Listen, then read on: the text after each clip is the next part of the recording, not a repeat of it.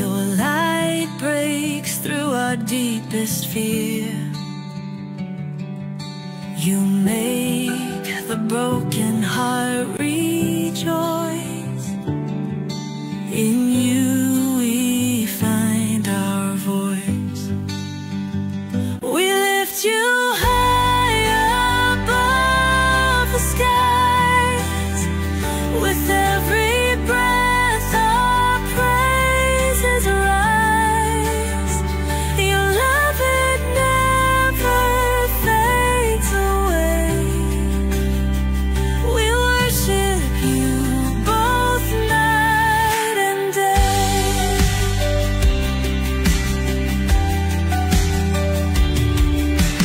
Chains are broken in your name. In you we are never the same.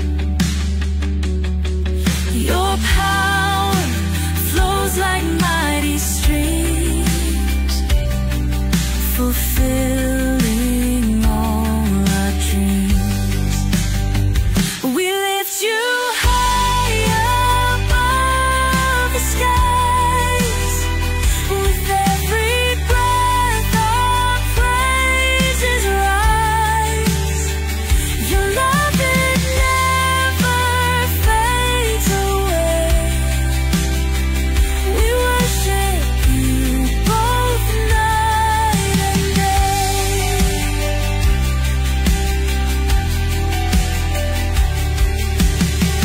Your name is power, life, and peace. By your word our fears release. You are the hope that fills our soul. In you we find our goal. We lift you high above the skies. With every breath our praises rise. Your love, it never fades away. We worship you both night and day.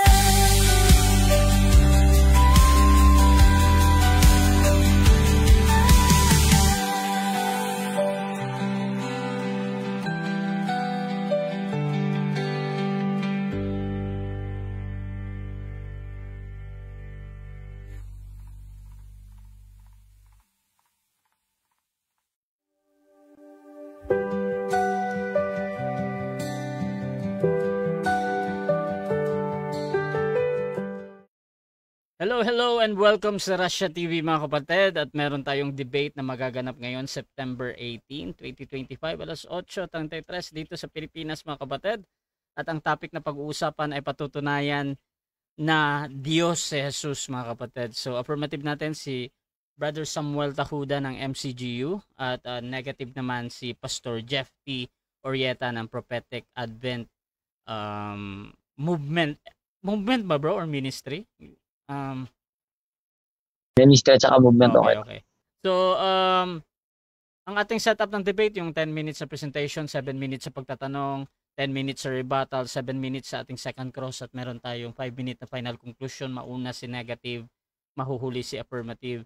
Sa ating set rules mga kapatid, rule number 1, yung 20 seconds na pagsagot, at pag 5 seconds na hindi nagsasalita, in next question ko na yan. Rule number 2, kung close-ended ang question, dapat ang unang lalabas sa bibig nyo ay yung pagpipilian bago kayong magpaliwanag ng 20 seconds. At pwedeng ulitin ng moderator yung sagot nyo to satisfy yung nagtatanong. Rule number 3, 10 seconds explanation rule. So kung hindi niya sasagutin ang tanong or wala doon sa pagpipilian niya ang sagot niya, pwede siyang gumamit ng 10 seconds explanation rule natin sa pagsagot. Rule number 4, sagutin ang tanong na naaayon sa tanong. So kung for example, meron tayong tanong na sino, probably magbibigay tayo ng pangalan or noun, or kung ang tanong ay saan mababasa, so magbibigay ng talata. Rule number 5, sa first stand doon lang dapat magtanong sa nilatag na katunggali, at kung sinasabi niya sa first clause na hindi ko pa nilatag yan, yung automatic next question ko yan. No objection dyan. At sa rebuttal doon na pwedeng itanong ang lahat. Rule number 6, parusa sa 2 warning, 2 warning galing sa akin, may disiplina, 1 minute minus time. Rule number 7, bawat senaryo ng objection, isang beses lamang maaaring magpaliwanag, isang objection lang at hindi susundan ng sunod-sunod na objection. At isang clarification lang din every question at no objection during final conclusion. Rule number 8, no insult about physical appearance, hindi din pinapahintulutan ng pagmumura. Pero labas doon gaya ng salitang demonyo, kulto, sinungaling, pinapayagan ko pa yung mabanggit. Rule number 9, no challenge question. Ito yung mga tanong na kung mabasa ko or paano kung mabasa ko ay kahit pa sumang-ayon yung kabilang panig ay hindi ko papahintulutang maitanong. Rule number 11, 7 minutes lamang ako maghihintay pag ma-disconnect ang ating mga debater. Rule number 12, bilang moderator meron akong kapangyarihan na magtakda ng bagong rules na hindi nakasaad sa debate na ito, sa binanggit ko. Rule number 13, liability disclaimer ko, bilang tagapamagitan ako'y nagsisilbing tagapangasiwa lamang ng debate na ito at hindi ako responsible sa anumang pananaw, paniniwala o pahayag ng ating mga debater. Ang mga sagot at opinyon ay pananagutan ng mismong nagsasalita. Hindi rin ako mananagot sa anumang hindi pagkakunawaan, pagkasira lang ng relasyon o iba pang epekto dulot ng nilalaman ng debate. So by the way mga kapatid, ako nga pala si Rasha Vista. Ako po ay isang Catholic, one of the member ng Templar of Truth at ako yung tatayong moderator, streamer, timer sa debate natin ngayon. So sumasang-ayon ba ang ating affirmative sa lahat ng nabanggit? Bro, sumasang-ayon ako bilang affirmative. Okay, at ang ating negative pa?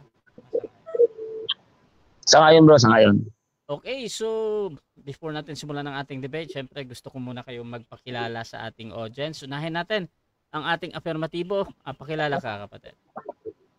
Yes, magandang gabi po sa ating lahat, sa lahat ng mga nanonood sa ating live at sa mga makapanood pa ng live na ito. Ako po si Samuel Tahodan ng MCGO o Members of the Church of God Universal. So kami po dito ay naniniwala ng ating Panginoong Kristo, siya po ay Diyos. At yan po ang ating patutunayan sa gabi pong ito. Salamat. Okay, dako naman tayo sa tututol. Pakilala ka kapatid. Yan muli, magandang gabi mga kapatid, mga kaibigan, sa lahat ng mga taga-subaybay. Muli ang inyo pong malit na lingkod, Brother Jeffrey Orita. Tayo po ay apologist ng Prophetic Advent Movement at gayon din ng Church of God Revival of All Nation. Bali, 2 pong ministry ang ating pong hinahawakan. At tayo po tatayo sa gabing ito para patunayan o tibagin. No? Ibig sabihin, opposite tayo sa paniniwala ng ating mga katunggali. Alam nyo naman yan. Yan naman talaga stand natin lagi. Ano? Papakita natin bakit tutulan natin ang pagka-Diyos ni Jesus. No? Hindi siya Diyos. So yan, abangan nyo po kung ano yung mga reasons. Bibigyan natin ng mga magandang reasoning at makabuluhan, informative, para naman sa kapakinabangan po ng lahat. At sana hindi ito ang una tuloy na pagtatagpo namin ni Pastor Sam. Ito po ay walang personalan. Kapatid, sana ang lahat ng mga tagapanood ay may mapulot at matutunan sa gabing ito. Yun lang. God bless. Good luck sa ating dalawa. Okay, mga kapatid, so simulan na natin ang ating debate. Kung gusto nyo yung mga ganitong content, pwede kayong mag-share mga kapatid sa ating live streaming at pwede din kayong mag-tag mga kapatid ng inyong mga friends para mas madami pa ang makapanood ng debate na ito. So mga kapatid, ulit ang ating topic ay patutunayan ko na Diyos si Jesus. At before ko bigyan si Sam ng 10 minutes, i-prepare ko lang yung aking wait lang mga kapatid ha, kasi magpresent si Brother Sam.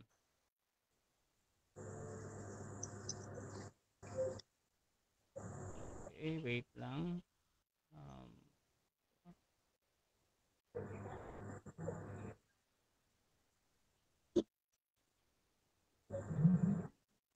Okay, Brother Sam,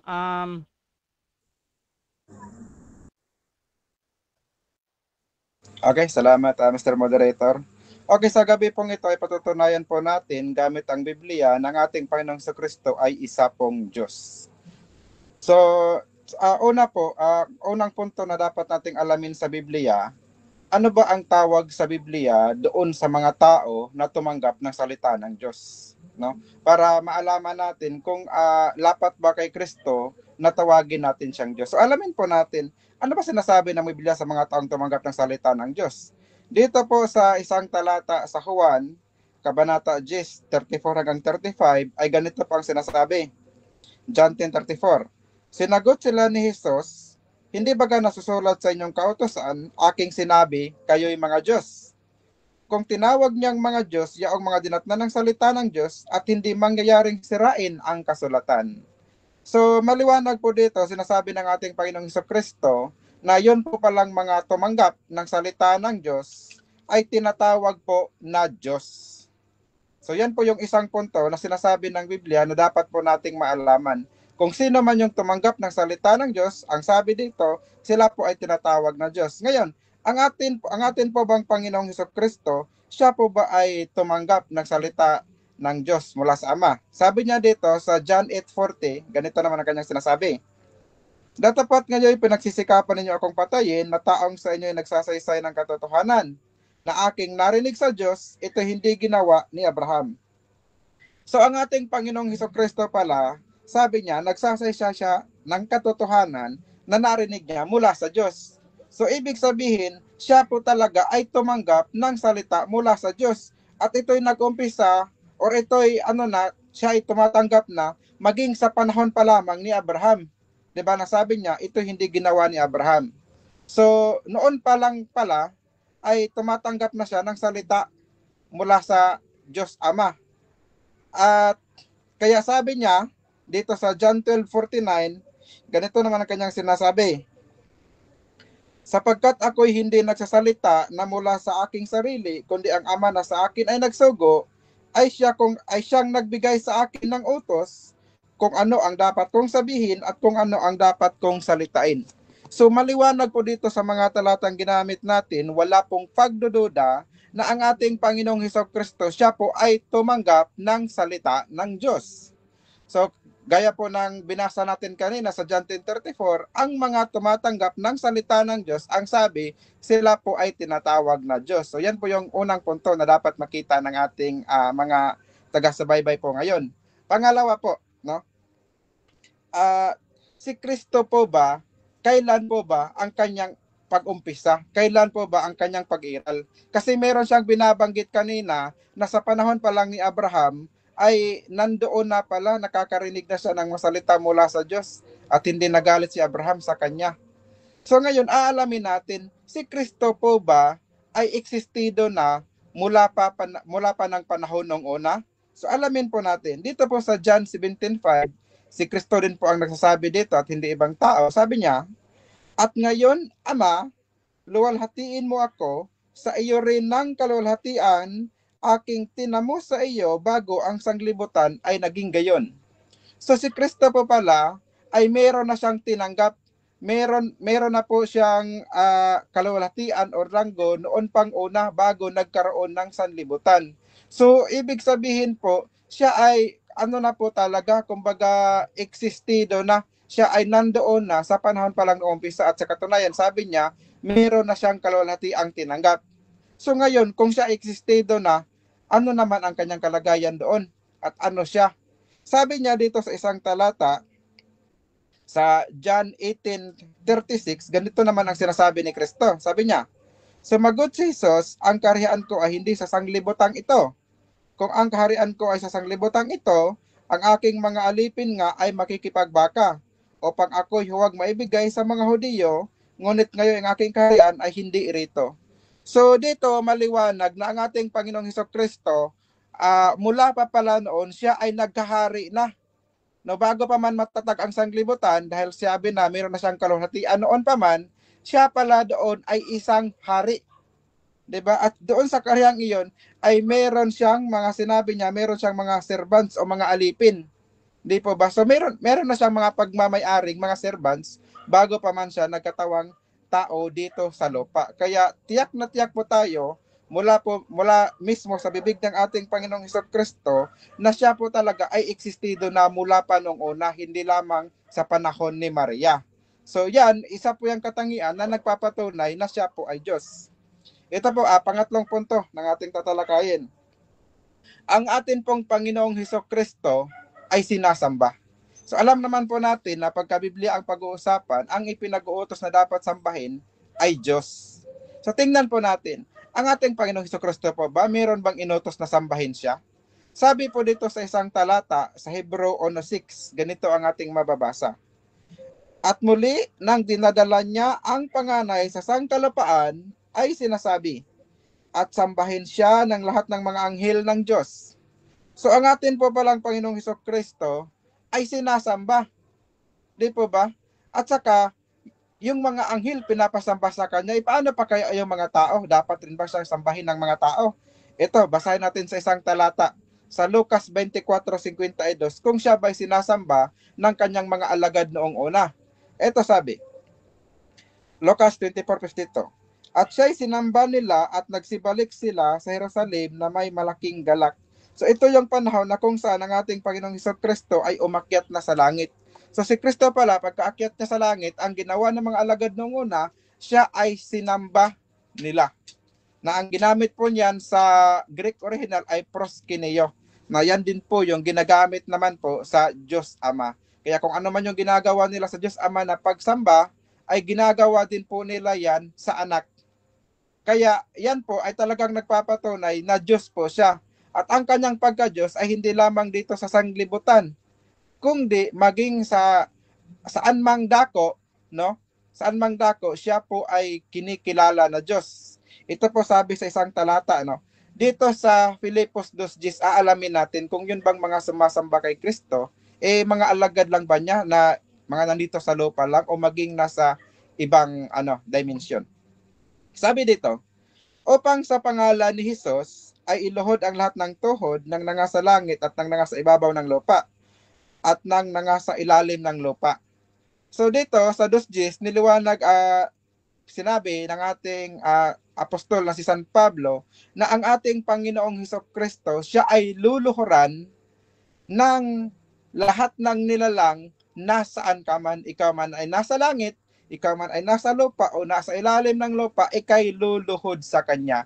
Pagpapatunay lamang yon na siya ay Diyos. Na Diyos na nung una pa ay nagkahari na at pumasok lang dito sa sanlibutan dahil nagkatawang tao para makapangaral ng personal sa mga tao.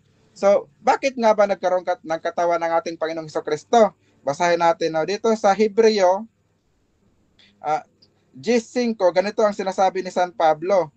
Sabi niya dito, kaya't pagpasok niya sa sanglibutan ay sinasabi, hay na't handog hindi mo ibig, ngunit isang katawan ang sa akin ay inihanda mo. So ang atin po palang Panginoong Hesukristo ay hindi siya dito sa sanglibutan nag-umpisa katulad ng ating pinapatunayan kanina, kundi siya ay pumasok lamang dito sa sanlibutan. Kaya kung siya ay pumasok lamang dito sa sanglibutan, ibig sabihin, hindi dito nag-umpisa ang kanyang pag-iral. Di po ba? So siya po ay umiiral na noong una. Ngayon, kung siya ay umiiral na noong una pa, ano ang kanyang kalagayan? Tatanungin natin si San Pablo. Sabi niya dito sa Filipos 2:5 hanggang 6, ganito ang ating mababasa. Sabi dito ni San Pablo, mangagkaroon kayo sa inyo ng pag-iisip na ito'y na kay Kristo Jesus din naman, na siya bagamat nasa anyong Diyos, ay hindi niya inaring isang bagay na dapat panangnan ang pagkapantay niya sa Diyos, kundi bagkus sinabad niya ito at naganyang alipin na nakitulad sa mga tao. So ang ating Panginoon Jesucristo pala, bago siya pumasok sa sanlibutan, siya ay nasa anyong Diyos. Ibig sabihin po, siya ay nasa kalagayang espiritu na katulad din naman ng Diyos Ama na siya ay espiritu. So ganun din ang kalagayan ng ating Panginoong Jesucristo nung una, siya ay nasa kalagayang espiritu. Pumasok siya sa sanlibutan, gumamit siya ng katawang laman. Yun yung sinasabi. Okay, so dyan nagtatapos mga kapatid ang ating first presentation ng ating affirmative. Dako tayo sa unang pagtatanong. Pastor Jeff T ng PAM, your time start now. 7 minutes. Okay, bro, good evening sa'yo, no? Ready ka na ba? Yes, ready na. Good evening din. Ito, clarificatory, no? Okay, sige. Ito, clarificatory question. Dahil ang tema na yung pinapatunayan ay Diyos si Jesus. So ito ang gusto kong unang liwanagin sa tema mo. Yun bang Jesus na tinutukoy mo dito na pinapatunayan mong Diyos? Ito ba yung Jesus na ipinanganak ni Maria? Yes or no? Yes po, yan po yung pinanganak ni Maria. Sabi nga po, siya po ay pumasok dito sa sanlibutan. So nung pumasok siya dito sa sanlibutan, katawang kabayo ang kanyang ginamit, kundi katawang tao, na yun yung pinanganak ni Maria. Kaya nagkaroon po siya ng katawan. Okay. So, naniniwala ka doon sa sinabi ng Anghel Gabriel na yung dinadala ni Maria ay tao. Naniniwala ka ba doon? Yes, naniniwala po ako doon dahil yun po yung katawan na kanyang gagamitin sa pagpasok niya dito sa sanlibutan. So yun pong pumasok dito sa sanlibutan, dito galing, kundi gumamit po siya ng medium na kanyang gagamitin para siya ay makapangaral personal. Pero yun pong nasa loob po yun. Okay.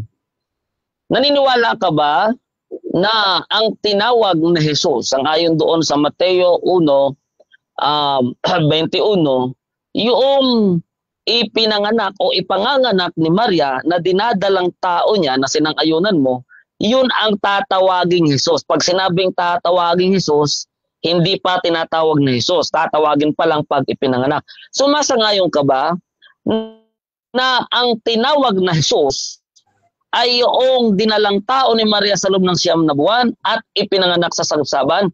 Sumasangayon ka ba na yun ang tinawag na Jesus? Yes or no? Yes po, dahil yan po yung nakasulat mismo at yan din may paniniwala na siya nga po yung Jesus na Diyos na pumasok dito po sa sanlibutan. So doon po sa talatang binanggit mo ay wala pong sinasabi doon na hindi siya Diyos. Kundi ang sabi ay pumasok lamang dito sa sanlibutan. Bago pumasok, ang paliwanag ni San Pablo, siya ay nasa kalagayang Diyos. Okay.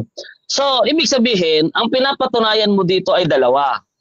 Pinapatunayan mo na yung ipinanganak ni Maria na dinadalang tao niya sa loob ng 9 na buwan, ipinanganak niya doon sa sabsaban, yung Jesus na ito ay Diyos. Tama ba pagkaunawa ko? Yung ipinanganak ni Maria sa sabsaban ay yun ang Diyos na sinasabi mo? Tama ba? Lilinawin ko lang siguro sa aking kausap na baka hindi niya alam yung stand ko patungkol kay Kristo. Okay. So si Kristo po, 'di ba, ay meron po siyang ginagamit na katawang tao. So meron pong punto na siya po talaga ay nagkatawang tao nung panangaral siya ng personal. Pero ang paniniwala din namin na hindi lamang siya doon nag-umpisa, kundi ginamit lang niya ang katawang iyon para makapangaral ng personal. Kaya meron talaga katawang tao siya. So ibig sabihin, okay. Pero sumangayon ka naman kanina na ang tinawag na Jesus ay yung ipinanganak ni Maria, di ba? Okay, ito yung tanong ko sa'yo. Kung pinapatunayan mo din na si Jesus ay bago magkatawang tao ay Diyos, meron ka ba ni isang talata mula Genesis hanggang Malakias na maibibigay sa akin na Diyos na ang pangalan ay Jesus? Meron o wala? Mula Genesis hanggang Malakias, meron ba doon ng Diyos na ang pangalan ay Jesus? Meron o wala? Meron po, ano, yan pong binabanggit ni San Pablo sa Filipos 2:5 hanggang sa Objection, Mr. Moderator. Objection, Mr. Moderator.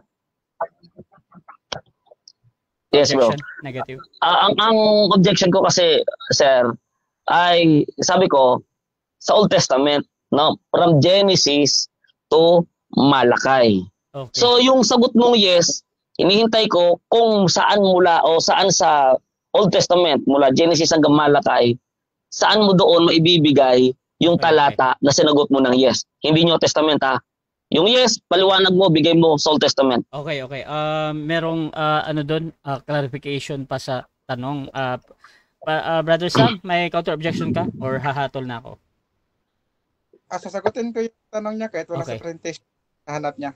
Okay, so again, ang gusto ko lang naman dito na masagot is yung categorical na yes or no. So yes, tanggap ko yan. Sa 20 seconds naman, kahit pa anong sabihin ni Sam dyan, kahit tutol yung kabilang panig, tinatanggap pa din yan as a valid answer. Brother Sam, 20 seconds again sa yes mo. Proceed bro, na meron. Yes, ang talata po ay Isaiah 43. Nang sabi dito, ang tinig ng isang sigaw, ihanda ninyo sa ilang ang daan ng Panginoon. Pantayin ninyo sa ilang ang tangan para ating Diyos. So ito pong sinasabi dito sa hula na tinig ng sumisigaw, ihanda ang daan ng Panginoon sa ilang ang lansangan para ito pong Diyos na pinaghahandaan ng daan ang katapat sa Okay, next question. Okay. So, wala kang mabasa verbatim, letra por letra, word for word, na mayroong Diyos na tinawag na Jesus sa lumang tipan. Meron o wala? Verbatim.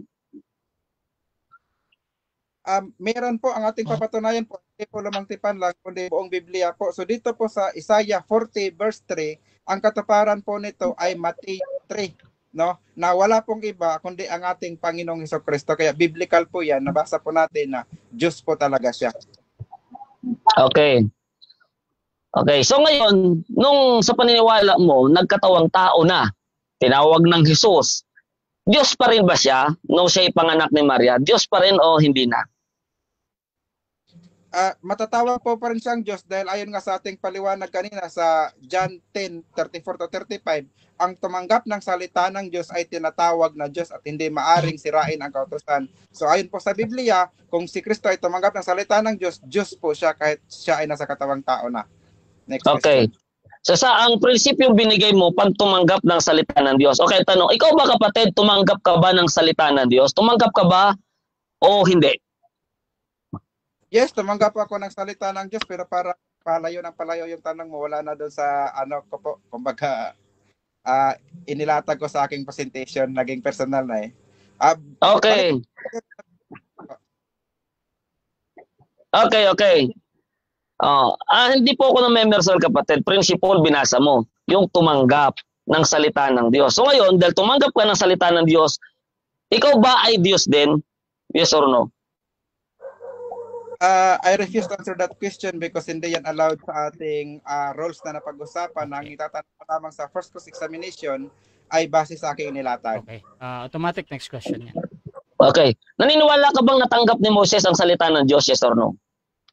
Yes po, natanggap po ni Moises ang salita ng Diyos. Kaya sinabi po sa Exodus City 1, maging si Moises man, siya po ay ginawang Diyos ng Diyos. At kung ang Diyos ang gumawa, hindi po natin dapat Diyos. Okay na, Bras. Okay na yan. Okay. So, dyan nagtatapos mga kapatid ang ating first cross ng ating negative sa affirmative. So, dako tayo sa presentation ng ating negative. Pero bago yan, shoutout muna sa ating nasa live. Nandyan mga kapatid, si Jonathan Orieta. Sabi niya, good evening. Samson Rosin, ako biblical na Diyos Jesus of Nazareth. Shoutout kay Ladel Orieta Glory, good evening daw. Kay Pastor Rayan Fuentes, uy, kulto nga pala si Jeff T, hindi Diyos si Kristo. Shoutout din kay Pastor Jeramil Amnon, oo, kaya hirap siya sa topic na kaligtasan. Shoutout din kay Jonathan Orieta, ang topic na patutunayan na si Kristo ay Diyos, ang tinutukoy na dapat linawin ay magkapantay ba yung tao na tumanggap ng salita ng Diyos. Shoutout din kay Ladel Glory, so ang linaw ng binasa ng katunggali ni Brother Jeff T, may Diyos si Kristo, means dalawa sila, 2, 1 lang ang Diyos ng Israel. Shoutout din kay Arman Magalang, paano naman luluhuran ng INC si Jesus? Ay tao lang siya na nasa langit na, wala siya sa lupa. Shoutout din mga kapatid dito kay Ariel Givera Jr., walang Diyos na ipinapanganak. At shoutout din kay Samson Rosin, sa kalagayan sa laman, siya po ay tao, pero sa espiritu, siya po ay Diyos. So, negative presentation, Pastor Jeff T, 10 minutes. Your time start now. Okay, muli magandang gabi mga kapatid, mga kaibigan, lahat ng mga nandyan. Relax lang po kayo dyan, ano? Ayan. Okay, so, tinanong natin si Pastor, kung yung Jesus ba na pinapatunayan niya na Diyos ay ito yung ipinanganak ni Maria at dinanlang tao ni Maria sa loob ng 9 na buwan. At 100% siyang sumagot, yes. Ano? Okay. So tandaan niyo mga kapatid, ito yung nagiging problema kasi sa mga nagpapatunay na si Jesus ay Diyos. Ang ginagawa nila, pre-existence ang pinapatunayan nila. Ngayon, nung tanungin natin kung meron Diyos sa lumang tipan na ang pangalan na Jesus, meron daw. Pero nung hininga natin ng talata, wala naman. Wala may pakita. Ang nagbigay, Isaiah 40 verse 34. Ang binasa, yung prophecy kay Juan na siya'y maghihahanda ng daan ng Panginoon. Diba? Hindi din niya naintindihan kasi yung ang kahulugan po noon. Okay, ito. Dahil hindi ako makapag-share screen, ganito na lang ang gagawin ko. Ayan. Sana mabasa nyo, no? Okay. Patutunayan natin mga kapatid na ang Panginoong Jesucristo ay hindi Diyos. Bakit? Ito ang reason, ha? Unang reason. Unang reason ba't hindi Diyos ang Panginoong Jesucristo. Sa Psalms 90 verse 2, bago nalabas ang mga bundok, bago malikha ang mga lupa at ang sanglibutan, mula nga ng walang pasimula hanggang sa walang hanggan, ikaw ay Diyos. So ang Diyos pala, no, walang pasimula. Walang pinagmulan. Yan ang una, ha? Pag Diyos, walang pasimula, walang pinagmulan. Pero ano kanina, inamin ni Pastor, na si Jesus Christ ay ipinanganak ni Maria sa pasabsaban. So may pinagmulan o bagsak agad. Pangalawa, ang Diyos hindi napapagod. Isaiah 40:28. Hindi mo ba nalaman, hindi mo ba narinig, ang walang hanggang Diyos, ang Panginoon, ang may lalang ng mga wakas ng lupa, hindi nanlalata o napagod man. Pastor, hindi mo ba nalaman? Hindi mo ba narinig? Yan ang tanong ni Isaiah, ha? Ang Diyos ay hindi nanlalata ni napagod man. Okay, pangalawa yan, ha? Okay, pangatlo. Ito, dagdag pas pangalawa. Psalms 121 verse 4, narito siyang nag-iingat ng Israel, hindi iidlip ni matutulog man. Tandaan mo yung mga kapatid, tandaan mo yung mga talata. Pangatlo, walang kamatayan ang Diyos. 1:17 ng unang Timoteo. Ngayon sa haring walang hanggan, walang kamatayan. Di nakikita, iisang Diyos. Dalawang punto na ganito. Ang Diyos walang kamatayan. Pangalawa, isa lang. So hindi dalawa. Hindi ko din natanong kung oneness ba to o Trinitarian. Okay, tuloy tayo. Ano pa? Kasunod, pang-apat, ang Diyos ay hindi tao, ni anak ng tao. Ay ginamit niya kanina, yung 1:8:40. Si Jesus ay may narinig mula sa Diyos. Ay deklaro. Tapos sinabi pa ni Kristo na siya ay tao. Hindi siya yung Diyos. Bakit? Anong patotoo mismo ng Diyos? 23:19 ng Numbers. Ang Diyos ay hindi tao. Ni anak ng tao. Klaro po yan mga kapatid, ha? Kita nyo naman dyan. Ang Diyos po ay hindi tao, ni anak ng tao. Ang Panginoong Jesucristo, kumusta kaya? Ano kaya ang kanyang kalalagayan? Tingnan natin, ha? Ano pang sabi si Hosea 11:9? Hindi ko isasagawa ang kabangisan ng aking galit. Hindi ako babalik upang ipahamak ang Ephraim, sapagkat ako'y Diyos at hindi tao. Ay klaro po yan, no? Ang Diyos ay hindi tao, ni anak ng tao. Binanggit yan doon sa ating binasa sa Numbers 23:19. Diba? Ayan, no? Hindi siya tao, ni anak ng tao. Okay, ito. Ano man ang katangian ni Jesus, mga kapatid? Una, may pinagmulan, may talaan ng lahi. Mateo 1:1. Ang aklat ng lahi ni Jesucristo, na anak ni David, na anak ni Abraham, ay may talaan ng lahi. Si Jesucristo mismo, letra por letra. Letra por letra. Samantala ang Diyos, sabi sa Psalms, walang pinagmulan. Okay, pangalawa. Si Jesus ay napagod at nagpahinga pa. Sabi dito, Juan 4:5-6. At naroon ang balon ni Jacob, si Jesus nga nang napagod na sa kanyang paglalakbay, ay naupong gayon sa tabi ng balon. Ano sasabihin ng ating katunggali? Sa ano yan? Sa kalagayang tao. Tandaan mo kapatid, ang tema na tinatayuan mo, si Jesus ay Diyos. No? Huwag ka po malilito sa tema mo. Ang tinatayo mo, si Jesus ay Diyos. Sino si Jesus? Ayun mo, may talaan ng lahi. Okay. Ito pa, natulog, ha? Ang Diyos hindi na, papagod din natulog. Pero sabi sa Marcos 4:38-40.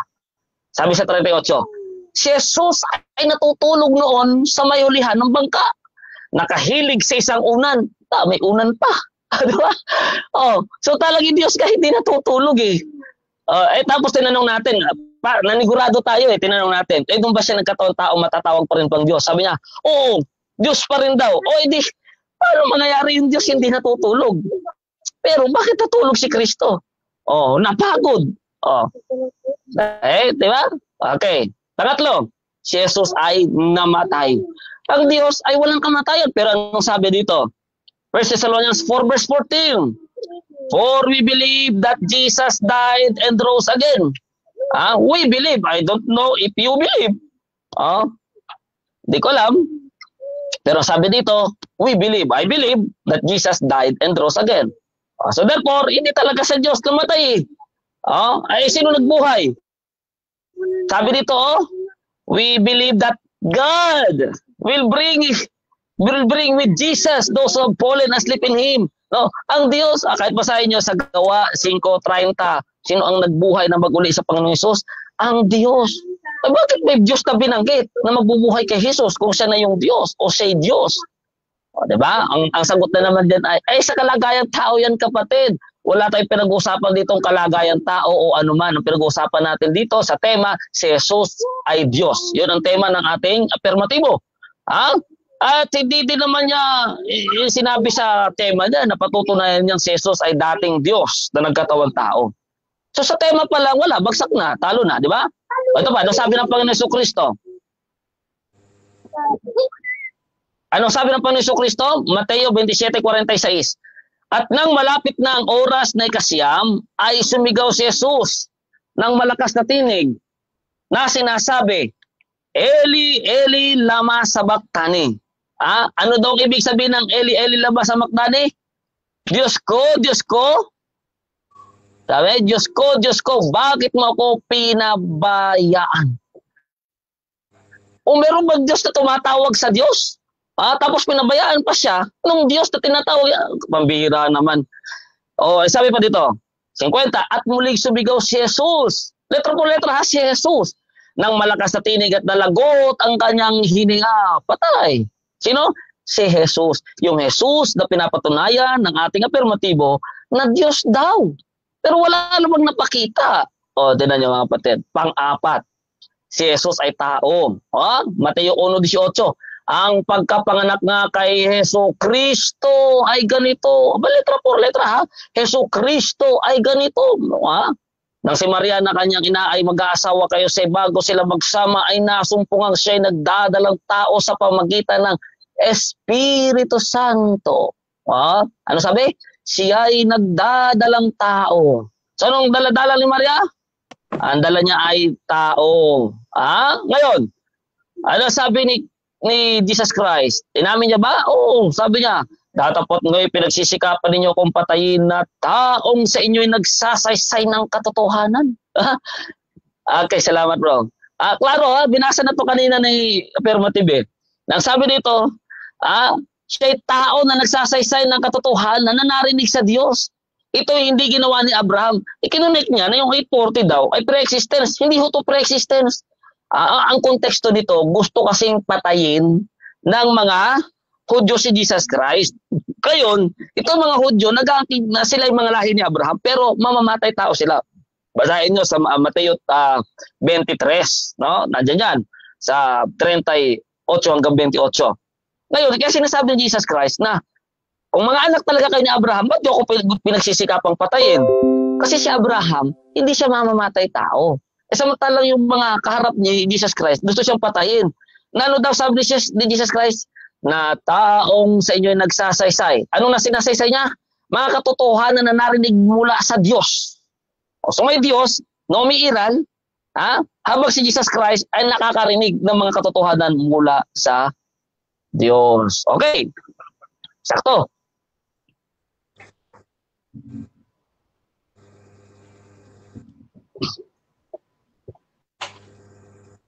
Dako tayo sa 7 minutes na pagtatanong, Bro Sam. Shoutout muna mga kapatid sa ating nasa live dyan habang hinihintay si Brother Sam. Dito kay Ariel, Samson Rosin, Arman Jose. Shoutout sa inyo mga kapatid, kay The Kingdom Citizen. Brother Sam, 7 minutes, first cross, your time start now. Okay, salamat. Unang tanong ko sa iyo, dito sa Isaiah 14 na ginamit mo, alam mo ba na Diyos ang pinaghahandaan ni Juan ng daan? Alam mo o hindi mo alam? Hindi ko naman yan ginamit bro. Kinote ko lang yan kasi ikaw ang nagbigay niyan. Next question. Pero nabanggit niya, di ba? Okay, sige. Next question. Okay. Okay, ang sabi mo sa ano yung Numbers 23:19. Ang tanong ko sa iyo, yung tao ba doon na binabanggit na nagsisinungaling, si Kristo ba yun o hindi yun si Kristo? Ang sabi po doon sa 23:19, no, 10 seconds, sabi ng Diyos, ako'y Objection. hindi tao. Okay, sige. Bro Sam, objection? Yes, ang objection ko is tinatanong ko kung si Kristo ba yun o si Jesus ba yun o hindi, yung taong binabanggit sa 23:19 na nagsisinungaling. Si Jesus o si Jesus? O si Jesus o hindi si Jesus? Bro Jeff T, meron ka bang counter objection or ready ka na mamili? 10 seconds na lang, bro. 10 seconds, proceed. Time resume. Oo, klaro naman ang sinabi dito ng Diyos, ako'y Diyos at hindi tao, ni anak ng tao Next question. na magsisisi. Okay, next question. Okay. Ang sabi po dyan sa talatang binanggit mo sa 23:19, ang tao ay nagsisinungaling. Tanong ko sa iyo, si Kristo ba nagsisinungaling o hindi nagsisinungaling? Okay. 10 seconds ulit. Merong mga pagkakataon na kung iisipin mo, nagsinungaling siya, kagaya na lang nung tinanong siya kung bababa siya sa Jerusalem. Sabi niya, hindi siya pupunta. Pero ano nangyari? Pumunta siya. So kung iisipin mo pagsisinungaling yun, hindi nagsisinungaling siya. Pero hindi ko sinasabi na kasalanan o mali yung ginawa niya. Kasi si Abrahaman, ama ng pananampalataya, may mga white lie din siyang ginawa by instances. Diba? Okay, next question. Hindi na ba yun? 10 seconds ba yun? Or yes or no yun? 10 seconds yun, 10 seconds. Sige, sige. Okay. Next question ko sa iyo, ginamit mo rin yung Hosea 11:9.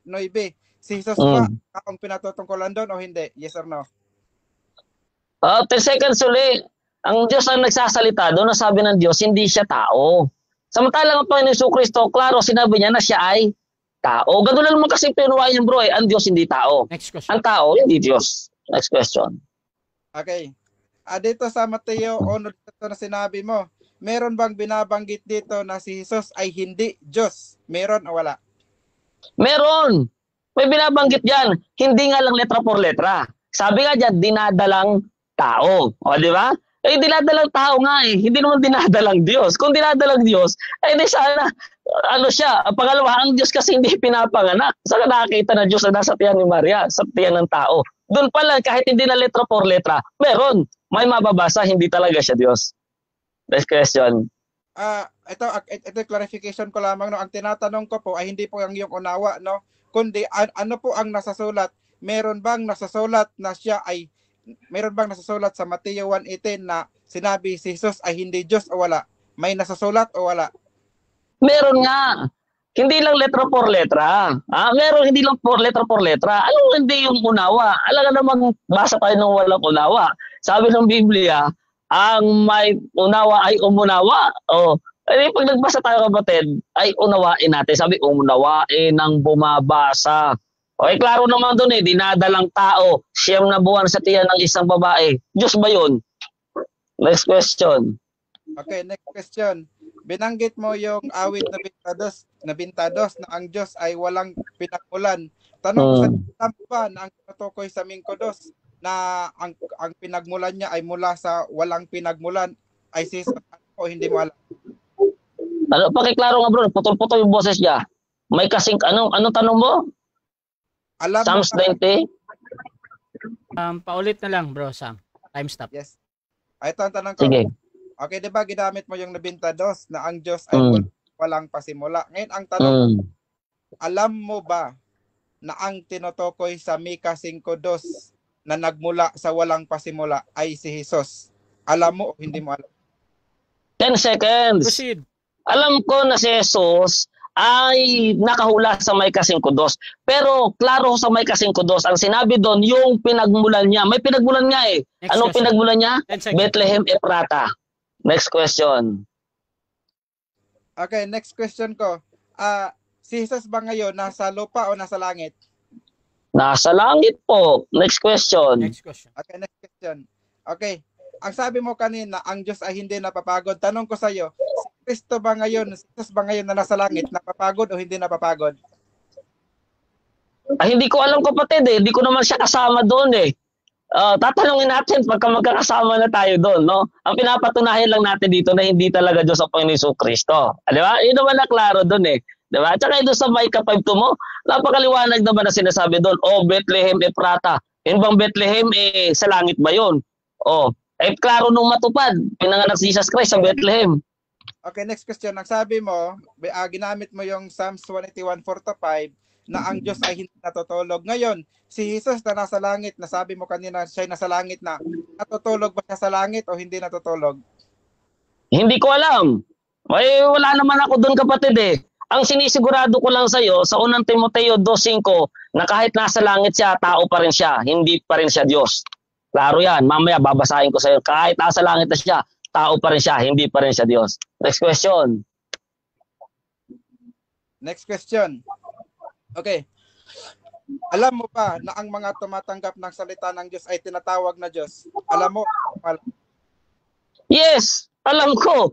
Yung mga tao na mga tumanggap ng salita ng Diyos, katulad mo, ayaw mo lang tanggapin. Di ba? Ay nasa 82:6 yan. Pero hindi yan tumutukoy doon sa pagiging tunay na Diyos. Kailangan malaman mo na tinutukoy dyan po yung character of God, image of likeness of God. Yun po yung sinasabi. Hindi po yung pagiging tunay na Diyos, the Creator, walang kamatayan. Next question, kapatid.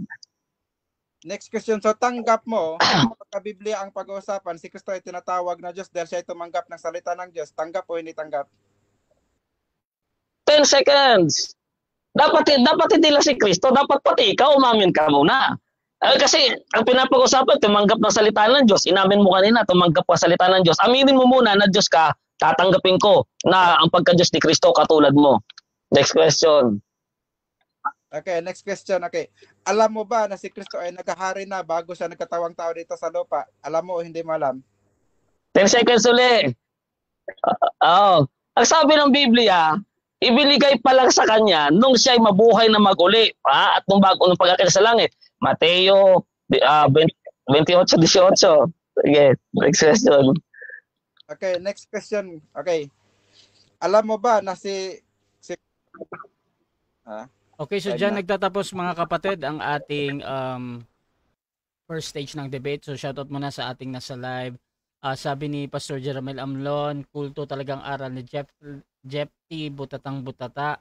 Shoutout din kay Emmanuel Jeffrey Liad, John 10:18, no one takes it from me but I lay it down of my own accord. I have authority to lay it down and authority to take it up. This command I received from my Father. Shoutout din kay Arman Magalang, ano po ang PAM? Shoutout din kay Pastor Samson Rosin, kapag ang topic ay hindi talaga detalyado, madadali ang affirmative. Kasi talagang ang pangalang Jesus ay tao talaga lang, flesh, pero in the spirit, He is God. Ito din kay Ariel Balahadia Guevara, sa unang Juan 4:12, sino man ay hindi nakakita kailanman sa Diyos. Sinabi ni Juan, ito, naaakyat na si Jesus sa langit. Kung Diyos si Kristo nang nasa lupa siya, di nakita na ang Diyos, kontrahan na ang Biblia. Si Jesus ay nakita, namasdan at nahipo at namatay. Ang Diyos never namatay, immortal ang Diyos. Unang Timoteo 1:17. Ito din kay Arman Magalang, pag sa lumang tipan hindi talaga kayo magtatagumpay na si Jesus ay Diyos dyan. Pero sa lumang tipan may pahiwatig na siya ito. Basahin natin sa talata na ito sa nakatagong lihim ng talata. Genesis 3:15, Deuteronomy 18:15, Isaiah 7:14, Isaiah 9:6, Micah 5:2, Zacarias 12:10. Jose Tarayo, sabi niya, simple logic lang. Kapag dumaan sa sinapupunan ng isang babae, either natural or supernatural birth, tao iyon. Ito din kay The Kingdom Citizen of the Earth in the Universe, mali po ang paniniwala na ang Diyos ay distinct person, kaya dyan naliligaw ang mga mananampalataya ng Panginoong Hesus. Dapat pong paniwalaan na mga mananampalataya na ang mga Diyos ay distinct God dahil nasusulat po sa Biblia na nalikha po ng Panginoong Hesus. Proverbs 8:22-31, yung Espiritu ng Diyos ay sumasa ibabaw ng tubig, Espiritu ni Adan, kaya Eternal Holy Trinity God silang tatlo. YHWH, Adam, Jesus. Shoutout din kay Tal DJ, tinatanong niya kung may Jesus nasa lumang tipan. Ang sagot ko, ito, ang pangalang Jesus wala pa, pero ang espiritu niya meron na Micah 5:2, Isaiah 48 verse 16. At dako tayo sa rebuttal. Brother Samuel Tahuda ng MCGU, your time start now. Okay, maraming salamat po, no. So, ang atin pong kaibigan po sa kabila, no, ay talagang umiiwas po sa ating tanong, no. Ginagamit niya yung mga talata na hindi naman pala niya kaya palang tindigan o hindi niya naunawaan talaga yung mga sitas na mismong ginagamit niya pampatunay doon sa kanyang paniniwala. Tulad na lamang dito sa 23:19, tinatanong natin sa kanina kung ang binabanggit ba dito na tao na nagsisinungaling ay si Kristo ba? O hindi niya masagot, diba? Kasi maliwanag naman ang ating Panginoong Kristo ay hindi nagsisinungaling. So sabi sa talata, ang Diyos ay hindi tao na magsisinungaling. Ang ating Panginoong Kristo po ay hindi nagsisinungaling. Kaya sa kalagayan pong iyon, siya po ay Diyos. So yan po yung hindi niya matanggap, no? Dahil kung sasabihin niya na si Kristo ay nagsisinungaling na tao, dito sa 23:19, so lalabas, tinatanggap niya na si Kristo dito ay nag-i-exist na sa Numbers 23:19 pa lang. Pero yun ay kukontra sa kanyang paniniwala. Di po ba? Kaya hindi niya talaga masagot yan pagka tinanong natin kung si Kristo ba ang taong tinutukoy dyan. So pagdating din naman po doon sa Micah 5:2, ito naman ang hindi alam ng ating kapatid din. Dahil ang sabi niya, ang Diyos ay mula sa walang pasimula. So titingnan natin ang ating Panginoong Kristo.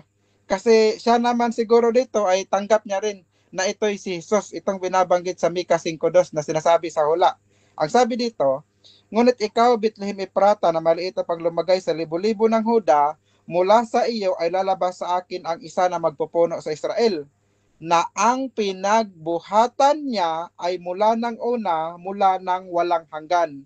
So maliwanag na yun palang lalabas sa Ephrata na magpupuno sa Israel, hindi pala doon talaga yun nag-umpisa, yung kanyang pinakaumpisa talaga. Kundi ang sabi sa talata na ang pinagbuhatan niya ay mula ng una, mula ng walang hanggan.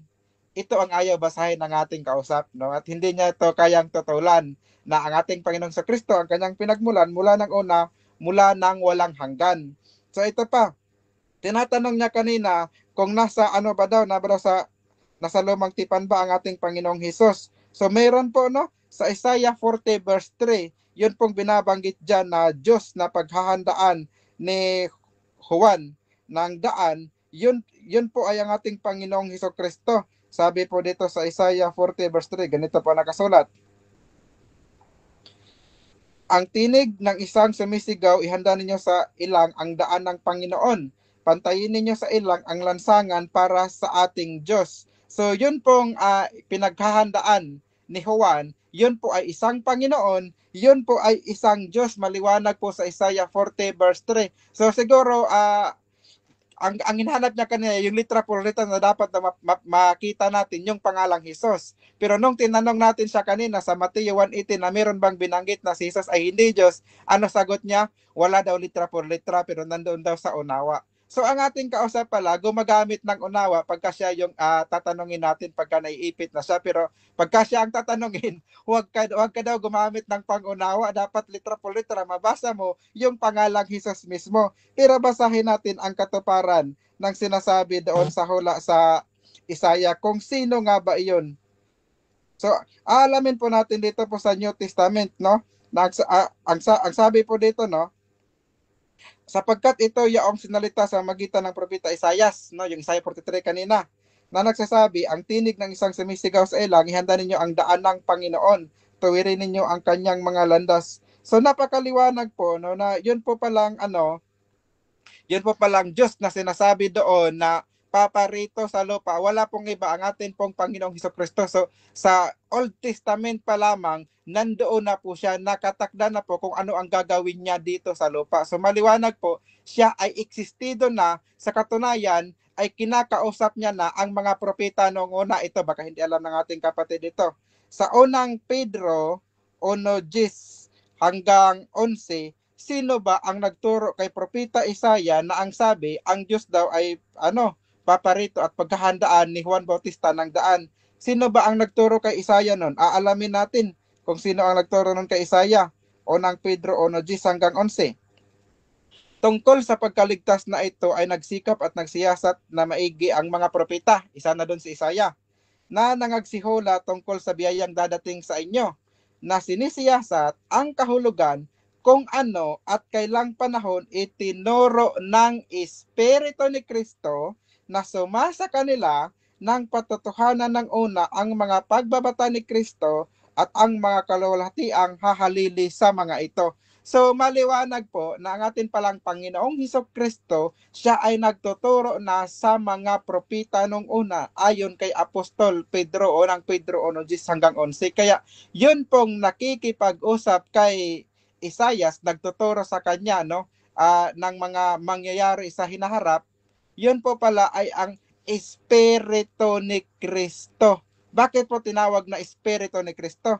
Kasi po sa John 4:24, ang Diyos ay Espiritu. Kaya sa lumang tipan, walang katawang tao na ginamit ang ating Panginoong Hesukristo para makipag-usap sa mga propeta nung una, kundi siya ay nasa kalagayang Espiritu na pagka uunawain natin, John 4:24, ang kalagayang Espiritu ay ang kalagayan ng Diyos Ama. So pagka po sinabing Espiritu ni Kristo, ibig sabihin po, Diyos po si Kristo sa lumang tipan na panahon pa lamang at siya po ay nasa kalagayang Espiritu. Yan po yung maliwanag dyan. Ngayon, sinasabi niya na si Kristo daw nakatulog.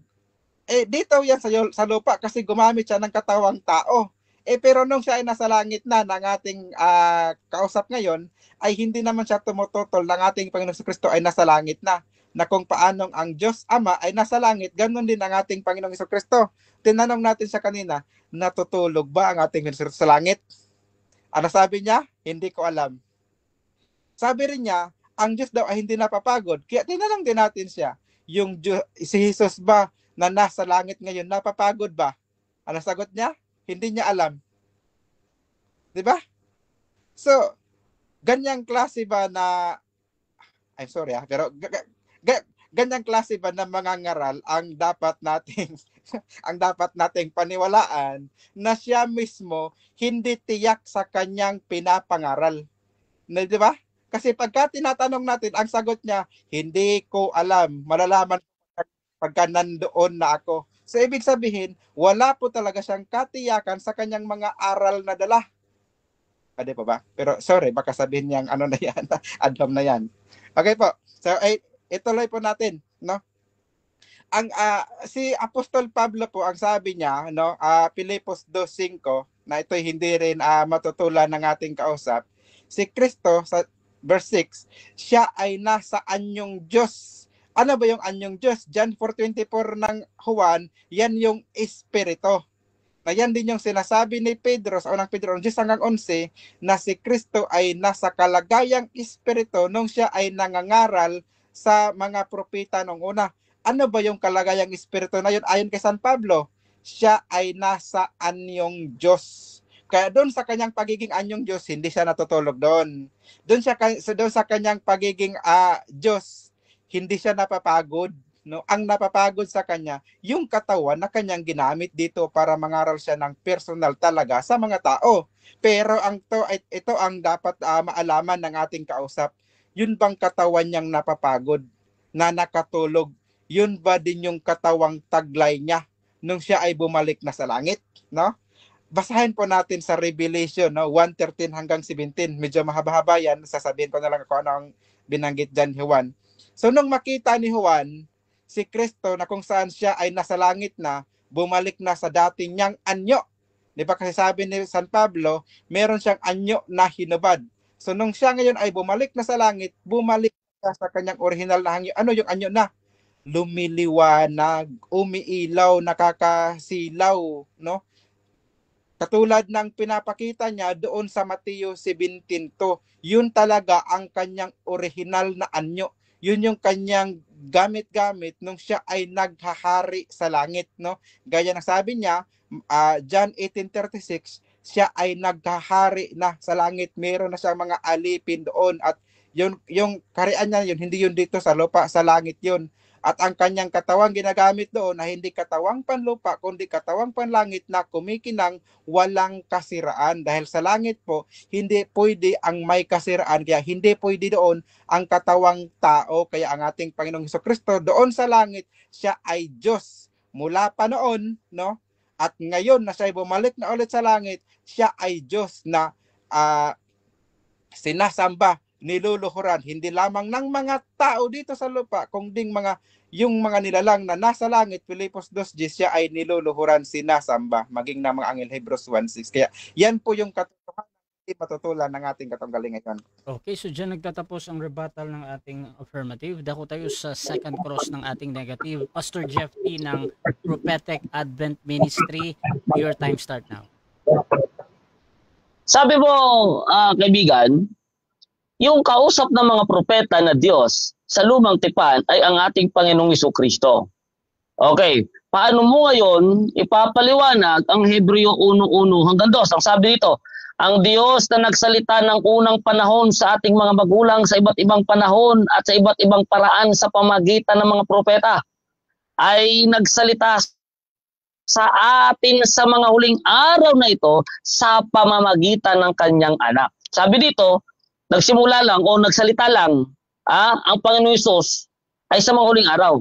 Pero yung Diyos na nagsalita doon sa lumang tipan, ang sabi dito ay hindi si Hesus. Sumasang-ayon ka ba dito, kapatid? Sumasang-ayon ako dahil hindi mo lang yan naiintindihan.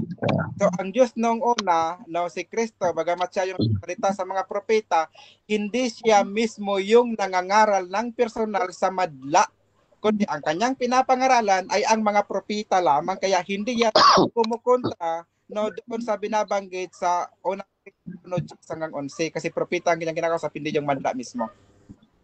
Okay, salamat sa pagsagot ng sumasang-ayon. Okay, punta kita doon sa pagsamba. Ginamit mo kanina yung pagsamba proskeneo, na sabi mo ay ito'y para sa Diyos. Gusto kong liwanagin, kapatid, iba proskeneo na Greek na salitang pagsamba na ginamit mo sa Lucas 20:24. Ito ba ay tumutukoy lamang o ginagamit lamang ang proskeneo ay para sa tunay na Diyos lamang?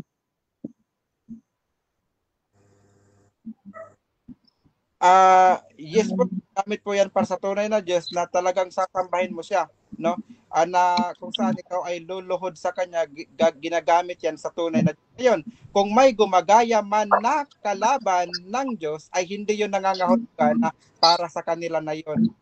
Gumagaya lang sila. Sabi nga ni Kristo, maraming manggagaya na nagpapakunwari.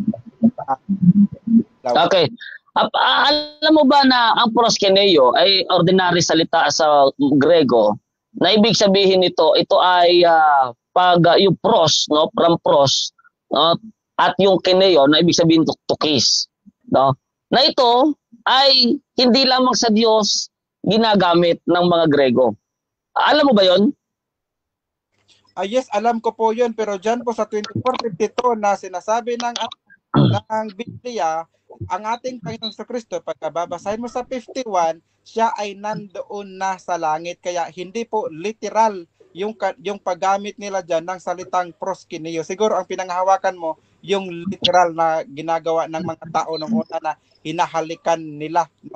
Yung kanilang mga tinuturing nilang Lord. Pero tandaan mo, dyan sa 24:52, ang ating Panginoong Kristo ay nasa proskeneo dyan. So ibig sabihin, yung sagot mo ay alam mo na pag sinabing proskeneo, hindi nangangahulugan na ito'y pagsamba agad sa Diyos.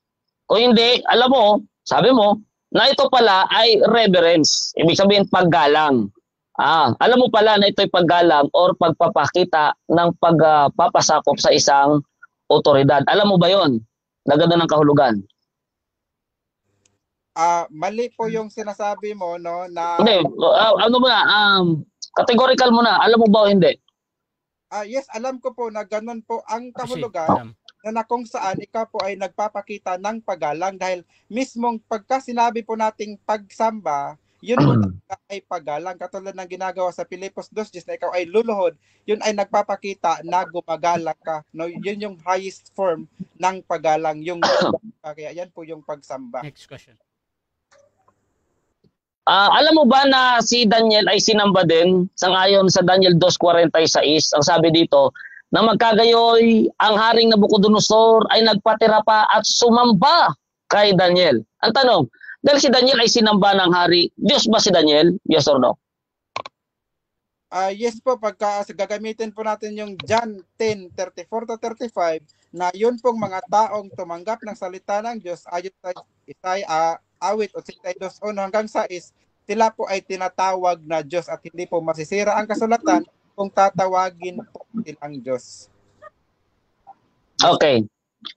Okay. So ibig sabihin, no, balikan ko kanina yung iyong paliwanag na dati siya ay espiritu. Tapos yung sa katawang tao. Naniniwala ka ba na nung nasa si Jesus Christ bilang tao ay merong Diyos na kausap? Yes po, ako po yung naniniwala doon, no. Dahil binanggit ko nga po kanina, no, sa 8:40, usap po niya ang Ama. So siya po ay, habang siya ay nasa katawang tao, tumatanggap din po siya ng salita ng Ama. So ayon po sa John 10:34, ang tumatanggap po ng salita na mula sa Diyos ay tinatawag po na Diyos. Kaya maging siya ay nasa katawang tao, siya ay tinatawag rin po na Diyos. Tumatanggap siya ng salita ng Diyos. 10:34 ng 1-35. Clarification lang bro, ikaw ba ay oneness o Trinitarian? Wala po sa dalawa kasi ano po, ang paniniwala ko po, ang ating Panginoon sa Kristo ay Diyos pero hindi po siya kapantay ng Ama. Ganda po yung paniniwala. Okay. Okay, mabuti yung klaro, no? Okay. So naniniwala ka ba na ang Diyos ay meron ding persona? Meron siyang sariling persona, may sariling kakanya. Naniniwala ka? Yes po, ako po naniniwala na meron siyang sariling persona, no? Ang Panginoon sa Kristo nga po, ang kanyang totoong persona talaga, yun po yung pinakita niya sa Mateo 17 na lumiwanag ang kanyang mukha, ang kanyang ay parang nyibe sa puti. So yun po yung talaga yung tunay na kanyang anyo, yun yung anyong Diyos na sinasabi ni San Pablo sa Filipos 6.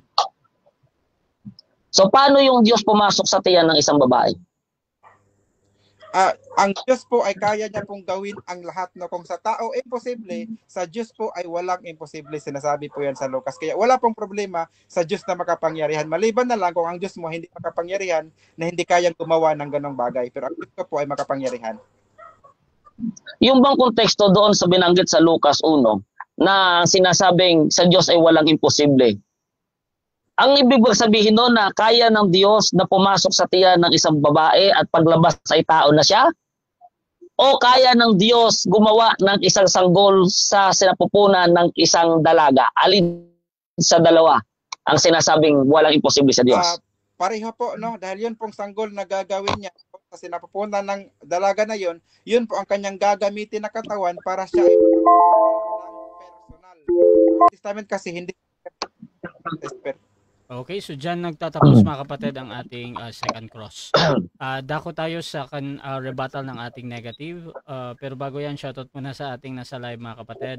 Nandyan si Jamaica, Sara, sabi niya, anong kalagayan ni Kristo sa langit nung umakyat siya doon? Tao o Diyos? Tanong sa katunggali ni Brother Jeffy. Shoutout din kay Muhammad Belantora. Pastor, shahada na lang ang kulang, mahaba na ang balbas mo. Shoutout din kay Johnny Kapangpangan. Good evening po sa lahat. Ariel Guevara Jr., may mababasa ba ang affirmative na Diyos si Kristo sa langit? Shoutout din kay Arman Magalang, sa langit si Jesus ay sa anyong tao pero maluluhati. Ibig sabihin ng maluluhati, configuration, hindi na siya natutulog, hindi na napabagot at hindi na tatanda. Tumatagos sa mga harang o pader. Ang ganyang figura ay tinatawag na immortal at ang immortal ay isang katangian ng isang Diyos.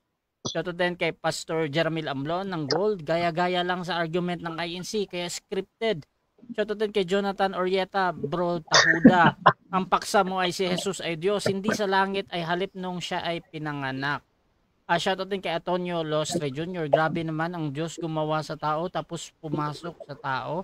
Shoutout din mga kapatid kay John Christian Pipito, good evening daw. Dako tayo sa rebuttal, Brother Jeffy, your time start now. Okay. So yan tinanong natin kapatid kung alam niya ba yung ibig sabihin ng proskeneo. Ito po, basahin natin, no? Does proskeneo refers always to God? Ang sagot, no. The Greek word proskeneo does not always refer to God. though it is often used for the divine worship and can also describe respectful homage to people. So mali pala yung pagkaintindi ng ating pong afirmatibo na dahil ginamit yung proskuneo doon sa Lucas, Diyos na. Kung hindi ito pa yung respectful homage to people, sa tao, pwede pala. Such as king. Siyempre, king si Jesus. Naniwala ko king si Jesus, kaya kailangan mo respect. Di ba? Okay. Pangalawa, ito tayo. Nasa na yun? Yung ating, ginamit niya yung Micah. Ito. Micah chapter 5, verse 2. Dito sa Good News Translation, pababasa ko sa inyo. Sana mabasa nyo. Ayan, nakalagay. The Lord says, Bethlehem Ephrata, you are one of the smallest towns in Judah. But out of you, I will bring a ruler of Israel. Saan daw galing? Out of you. May pinagmulan. Saan galing? Bethlehem Ephrata. Whose family line goes back to ancient times. Ano daw tinutukoy doon na walang hanggan? Family line. Hindi kasi alam ng ating katunggali na sa Hebrew word, yun pong tinatawag na forever, everlasting. Hindi po yun literally nangangulugan lagi na talagang galing sa eternity. Kung hindi, mahabang panahon. Ancient times. Di ba? Yan po yung isa sa mga kahulugan na hindi po alam ng ating katunggali ngayon. So yung Micah 5:2, klaro naman, Bethlehem Ephrata nga yung pinagmulan pagkatapos ikukulod natin na walang pinagmulan. Masisira yung konteksto. No? May pinagmulan, Bethlehem Ephrata. Doon manggagaling yung ruler of Israel. For Israel. Yung linya ng pamilya niya mula pa sa ancient times. Kaya nga merong tinribahatan natin. Kaya nga merong saan na yun? May talaan ng lahi. Ito, balikan natin yung unang natin. Mga presentation natin. Ang Panginoong Jesucristo may talaan ng lahi. Ito. Uno-uno ng Mateo, ang aklat ng lahi ni Jesucristo. Mayroon palang talaan ng lahi ang Panginoong Jesucristo. Tandaan natin mga kapatid, baka nalilimutan ng ating pong afirmatibo. Ang pinapatunayan po niya na si Jesus ay Diyos. Tandaan po niyo, ang pinapatunayan po ng ating afirmatibo na ang ating Panginoong Jesucristo po ay Diyos. Hindi po dapat nakapokus sa pre-existence. Ano yan? Napokus sa pre-existence, wala namang mababasa doon na may Diyos ng pangalan ni Jesus. Puro conclusion lang siya na malayo naman. Ano ba sabi ng banal na kasulatan? Ito ang sabi, Mateo 1:20, datapot samantalang pinag-iisip niya ito, narito isang anghel ng Panginoon ay napakita sa kanya sa panaginip na nagsasabi, Jose, anak ni David, huwag kang mangamba sa pagtanggap kay Maria na iyong asawa sapagkat ang kanyang dinadalang tao ay sa Espiritu Santo. Sabi niya, dati daw, ang kalagayan daw ni Jesus ay Espiritu. Pero maliwanag dito na yung Espiritu at si Jesus ay magkaiba. Kasi si Jesus Christ, tao, dinadala ni Maria, na ito'y nilalang sa pamagitan ng Espiritu o di bagsak. Di ba? Na si Jesus daw dati Espiritu. So lalabas na yung Espiritu, pumasok kay Maria. Tingnan yung mga kapatid. Dati daw si Jesus ay nasaan yung Espiritu. Ngayon, pumasok kay Maria. Tapos nung pagpasok sa kay Maria, 9 months, tao na. Hindi na Espiritu. Nasa Espiritu? Nasaan yung Diyos? Tao na Nung ipinanganak, tao. Nasaan doon yung umiiral dati na sinasabi nila na pumasok sa tiyan ni Maria, ay nung lumabas tao. Dumede, tinuli. Sasabihin nila, ay yung pagiging tao kasi, ayun na nga sabi ninyo, yung Diyos, pumasok kay Maria. Isipin niyo po mabuti mga kaibigan kung paano yung Diyos na kinikilala niyo, pumasok sa tiyan ni Maria, paglabas tao na. Diba? Tapos sasabihin niyo, hindi yung katawan tao kasi ngayon, yung pagka-Diyos, hindi namamatay. Ano yung pagka-Diyos? Analyze niyo po mabuti mga kapatid kung ang Diyos ay Espiritu, dapat pagpasok sa tiyan ni Maria, paglabas Diyos pa rin. Diba? Kasi kapag nagbago na, hindi na Diyos yun. Espiritu. Tapos siyam na buwan sa tiyan ni Maria. Paglabas, ay tinuli, tao, umiiyak, dumede. Klaro-klaro naman tao eh. Kaya nga sinabi ni Gabriel, dinadalang tao. Ngayon, kung yung nasa tiyan ni Maria, yun din yung umiiral dati, hindi lalabas niyan, yung nasa tiyan ni Maria, Diyos yun. Di ba? O, tapos argumento pa ng ating kaibigan, espiritu daw dati. Samantalang dito, klarong-klaro, dinadalang tao, sapagkat ang kanyang dinadalang tao ay sa Espiritu Santo. Iba yung Espiritu Santo, iba yung dinadala. At ito pang sabi, 21, at siya'y manganganak ng isang lalaki. Sino? Si Maria. At ang pangalang itatawag mo sa kanya ay Jesus. Klaro po ang tatawagin Jesus, yung taong ipanganganak, yung batang lalaki. Ngayon, pilit at pilit kang mga pre-existent believer, ipilit na Diyos kasi siya dati. Pag hininga naman natin ng talata, wala. O kagaya na lang ni Pastor Mords, ginamit yung Judas, 1:5. Di ba? Hindi pala niya alam na yung translation sa papyrus, tinranslate ng merong Lord, merong Jesus. Kasi yung Yeshua, yung pangalan po ni Josue, at saka ng Panginoon Jesucristo, na pagkakamalian niya sa translation, kagaya na lang na nasa gawa. Di ba? So, ganoon din na nangyari dito sa ating kapatid. Meron silang mga hindi naintindihan doon sa lumang tipan.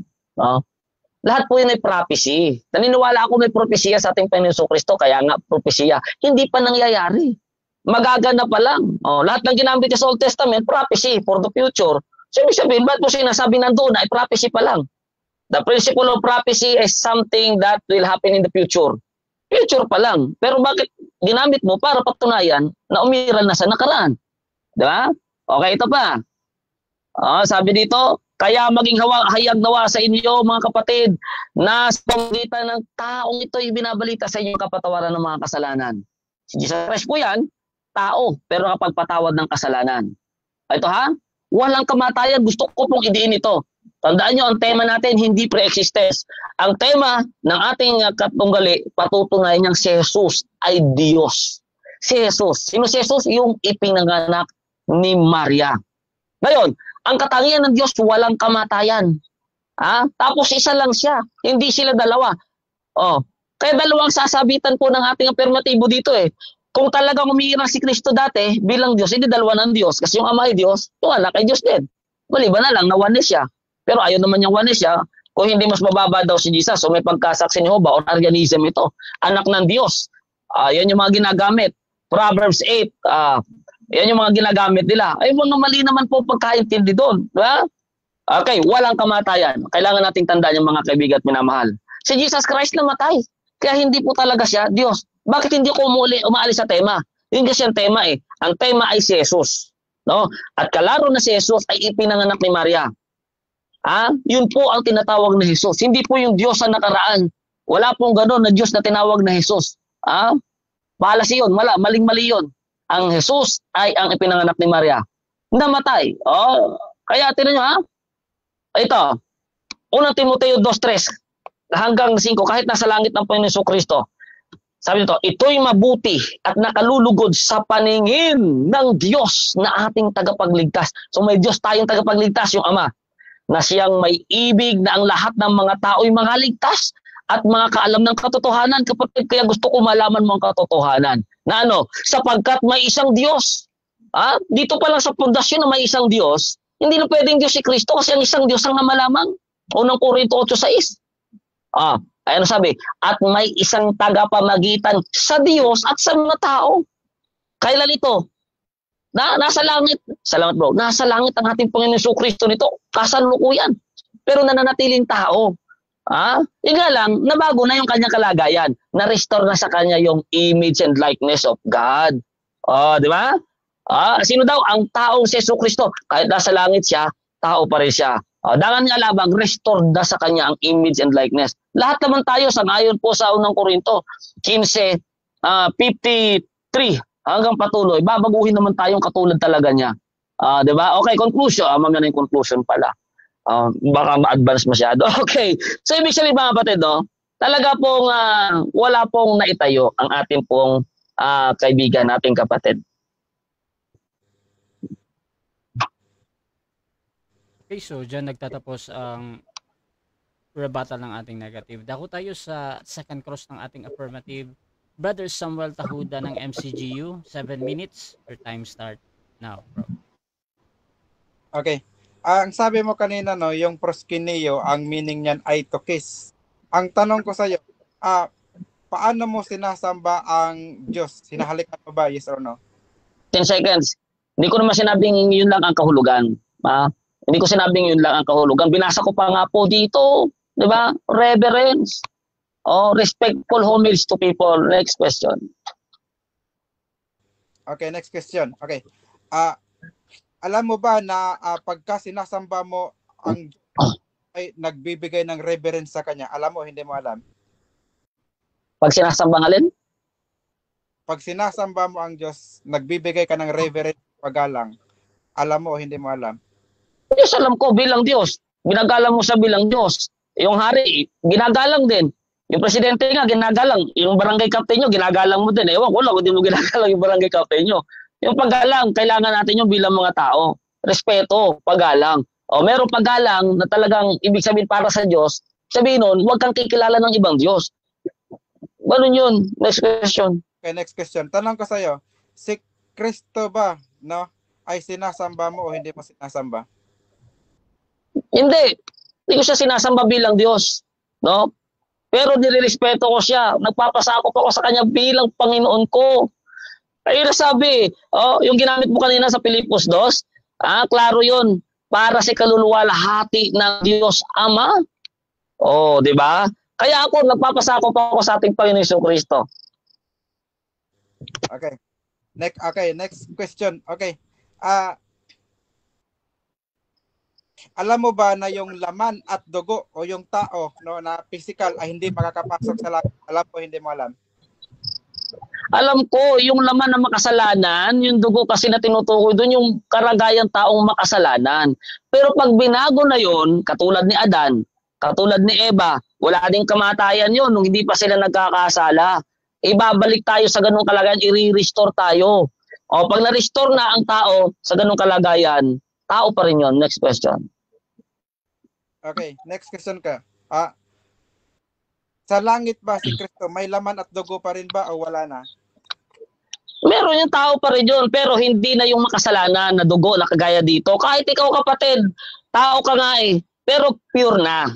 No? Pure na yon, sacred na, katulad na nung original creation of God. Dahil tandaan mo kapatid, ang tao nung nalangin ng Diyos, tao na yan. Tao na yan. Ang ibig sabihin kasi ng laman at dugo na hindi makapasok, basahin mo yung konteksto nun, mga gawain kasi ng laman at ng tao na makasalanan yun. Next question. Saglit lang, Charles, mo na ako lubat. Sige. Lubat sila. Sige po, sige. Okay, so shoutout muna sa ating nasa live mga kapatid at meron na tayong 4 minutes and 4 seconds. Nandito na tayo sa ating second cross ng ating affirmative sa negative. Shoutout muna kay Pastor Jeremy Amlon, Jamaica, Sara, Muhammad MJ Villantura, nandiyan din si Johnny Kapangpangan ng SDA, Ariel Guevara Jr., Arman Magalang, nandiyan din mga kapatid si Jonathan Orieta, Antonio Lostre Jr., shoutout sa inyong lahat mga kapatid. Si Emmanuel, nandiyan din. Shoutout din mga kapatid dito sa ating si Pastor Eric Villanueva, nandiyan din mga kapatid. Si Ken Magalanes, Ma'am Shitens, dito din kay Lakan Samahan. Maraming salamat bro, isang malaking shoutout sa iyo. At magsabi ka lang bro Sam pag okay ka na. Okay na. Okay, so proceed Brother Sam, 4 minutes and 4 seconds. Question. Okay. Ang next question ko, alam mo ba na ang Diyos na pinaghandaan ng daan ni Juan ay si Jesus? Alam mo o hindi mo alam? 10 seconds. Hindi po si Jesus yung Diyos na pinaghandaan. Kung hindi ipinihanda yung Diyos na ang kanyang ginamit ay si Jesucristo. Yun pong ibig sabihin nun. Hindi po yung persona ng Diyos yun. Kung hindi, yung plano ng Diyos pinaghandaan. Next question. Okay. Next question ko po. Sa Isaiah 66:15 binanggit na ang Diyos ay bababa dito sa lupa. Tanong ko sa iyo, alam mo ba na ang Diyos na bababa sa lupa ay si Jesus? Alam mo o hindi mo alam? 10 seconds po uli. Wala namang sinabi doon na si Jesus yung Diyos na bababa dito sa lupa. Kung hindi, ang Diyos kasi, yung salitang bababa, ibig sabihin nun yung presence niya. No, pag-aralan yung 1 Timothy, yung God manifest in the flesh. Next question.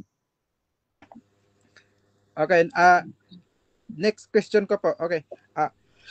Alam mo ba na si Jesus bago siya nagkatawang tao siya ay nasaan yung Diyos ayon sa Filipos 2:6? Alam mo, hindi mo alam? 10 seconds uli. Walang ganon. Yung tinutukoy sa Pilipos, hindi yan doon sa bago'y panganak. Kaya nga Pilipos yan eh. Yan ay pinapakita nung iproklama ng Ama na si Jesus Christ ay kanyang Son.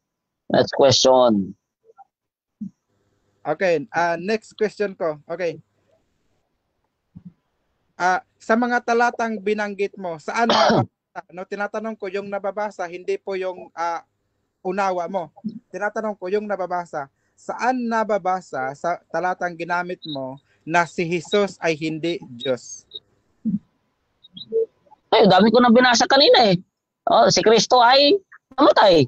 Si Kristo ay dinadalang tao. Automatic yun. Yun ay hindi Diyos. May pinagmulan eh. Samantalang ang Diyos walang pinagmulan. Hindi pwede kapatid na kakatuwiran mong walang unawa. Kasi ako naniniwala na kahit ikaw nag-uunawa ka lang. Kaya lang medyo yung pag-unawa mo kung nalilihis pa. Kaya idalangin natin na maituwid yung iyong pag-unawa. Next question. Okay, next question. Okay. Ano ba ang namatay kay Kristo? Ang kanyang katawan o kasama ang kanyang espiritu? Okay. Katawan, siyempre. Ano sabi sa Ecclesiastes? Ang katawan, yun ang namamatay. Yung espiritu, bumabalik sa Diyos yun. Baka nung meron ka doktrina ng spiritualism, yung tao pag namatay, paikot-ikot lang. Nako, delikado yun, Brad. Paganismo doktrina yan. Tandaan mo, ang tao pag namatay, patay yun. No? Ngayon, pag binuhay yun. Ganun yun. Kaya ang namatay, siyempre yung katawang may kamatayan. Next question. Okay, next question. Okay, sabi mo, dahil ang namatay ang katawan, so tanggap mo na si Kristo ay hindi namatay sa espiritu. Yes or no? Hindi namatay sa espiritu. 10 seconds. Ang espiritu, kung ang pinag-usapay kamatayan, yung espiritu, yung hininga yon, yung diwa yon, nawawala yun, nababalik sa Diyos yun. Yung katawan yung namamatay. Iba naman. Okay. Next question.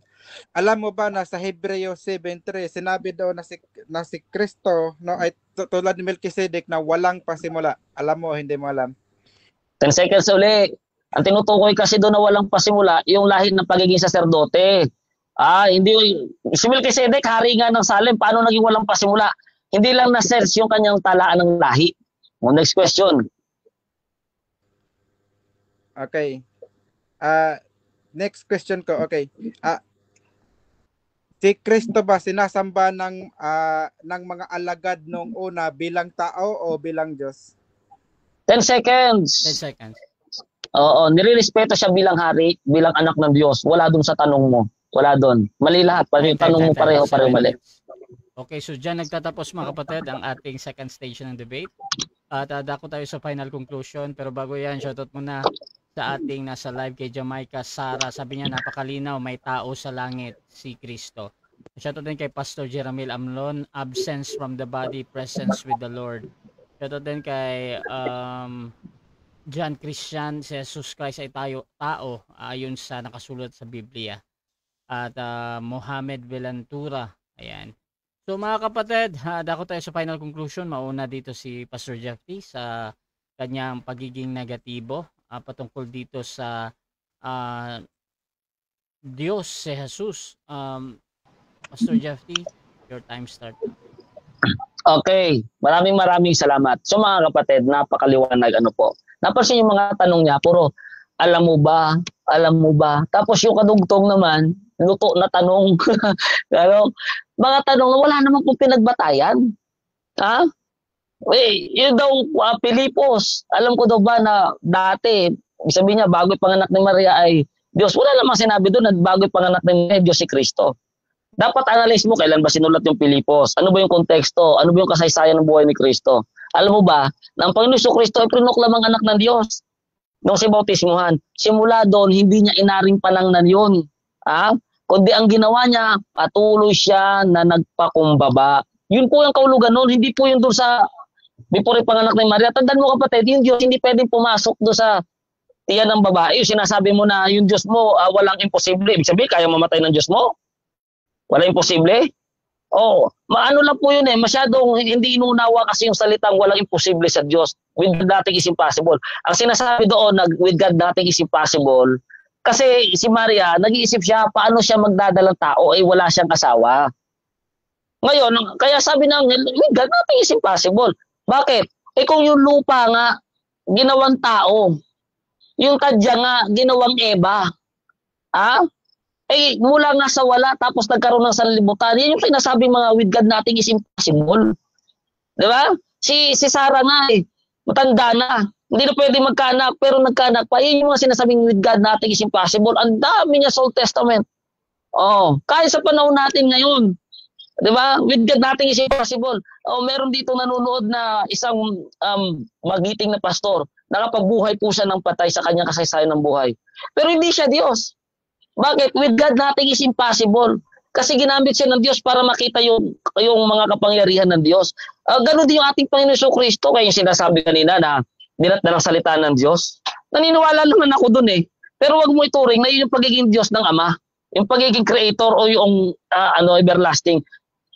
Yung sinasabi na lahat ng dinatdalang salita ng Diyos ay Diyos, that is a principle of restoration ng lost image and likeness of God in humanity. Dapat mo maunawaan kapatid, dapat nating maunawaan, ang tao nung lalangin ay ayon sa larawan at wangis ng Diyos. Ibig sabihin, nasa Diyos sila sa kalikasan at kalagayan ng kanilang karakter. Hindi din sila namamatay. Di ba? Pero nagugutom sila. Kita nyo, nagugutom yung mga tao. Kaya nga may pagkain kita nyo? Ay anong kalagayan ni Jesus ngayon? Kalagayan din ni Adan. Ito nyo nung mabuhay si Jesus, mayroong butas yung kamay. Kung espiritu yun, dapat hindi na nahawakan yung butas. Kasi nag-transfigure na yun. Tapos yung katawan na yun na pumasok doon sa silid, na sarado, yun na mismo umakyat sa langit, nakita nila. Di ba? So madami, mali talaga yung pagkaintindi po ng ating afirmatibo sa kanyang tinayo. Kaya, anong conclusion natin? Ang katangian po ng Diyos walang pasimula. Mula nga ng walang pasimula hanggang sa walang hanggan. Ikaw ang Diyos. Pero ang ating Panginoon Jesucristo may talaan ng lahi. Klarong-klaro po yan. No? Na ang Panginoon Jesucristo, Mateo 1 at 2, may talaan ng lahi. Pagkatapos, klarong sinabi, dinadalang tao ay sa Espiritu. Hindi sinasabing ang dinadalang tao mo ay Espiritu. Wala pong ganon. Bukod ang Espiritu, bukod po ang taong si Jesucristo. At pag sinabing Jesus, pag sinabi pong Jesus mga kapatid, pakatandaan natin, ito po ay pangalan na ibinigay at pagkakakilanlan doon sa bata, sanggol, dinalang tao ni Maria na ipinanganak niya sa pasabsaban. Kaya po, wasak, iba ang stand po ng ating afirmatibo. Sa tema pa lang, wala na. Kasi ang pinapatunayan niya dito si Jesus na Diyos. Pero pinapatunayan niya, dati daw Diyos. Hindi naman po yun ang tema Kaya madami hindi manalo-nalo sa atin pag sa debating ito. Bakit? Kasi ang pinapatunayan nila si Jesus. Pero ang tema nila, pero ang mangyayari, ang pagpapatunayan nila, dati daw Diyos. Pagkatapos sa bagong tipan, lito na kung Diyos pa rin ba o hindi. Di dapat hindi yun ang tema. Okay. Kaya po, for the conclusion, ang Diyos walang kamatayan, ang Diyos po ay walang kamatayan, si Kristo po ay namatay. Ang Diyos po ay walang pinagmulan. Tandaan niyo po yan, walang pinagmulan, walang kamatayan. At isa lang, ang Diyos po ay isa lang. 1 Timothy, yung binasa natin, 2:5, may isang Diyos, only one God, at isang tagapamagitan sa Diyos at sa mga tao, ang taong si Kristo Jesus. Kaya hanggang sa langit, nananatili po siyang tao ngayon. Pagbalik nga niya, may sugat pa rin yun Okay, so dako tayo sa final conclusion din ng ating affirmative. Samuel Tahuda ng MCGU bilang affirmative na Diyos Jesus. Your time start now. Okay, maraming salamat. So, ang ating pong kaibayo ay talagang lihis sa ating pinag-uusapan kasi hindi niya pinatutunayan na na ang ating Panginoon ay Diyos daw, kundi sinasabi niya tao. So wala pong pagdududa, ang ating Panginoon sa Kristo ay nagkatawang tao po at hindi po yan ang ating paksa ngayon, kundi ang paksa na ating Panginoon sa Kristo ay Diyos.